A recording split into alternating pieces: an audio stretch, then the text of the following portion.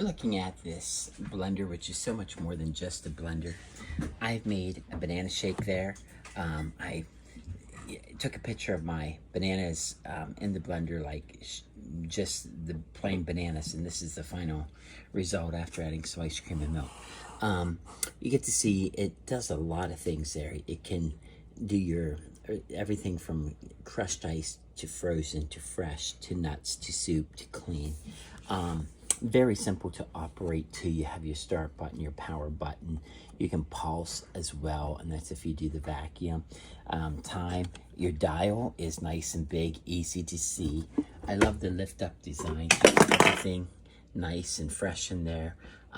Large pitcher as well, with the blades that have some that point up, some that point down. I like that really mixes up at the bottom. You don't have anything that doesn't mix with it, which I really like. So I was really impressed with this, just ultra heavy duty type of style. And I never seen anything with the lift up lid to just keep everything better in that sense. And it also has the large on-off switch too. I like that. So, and of course, when you're blending your shakes, of course, this is an essential, right?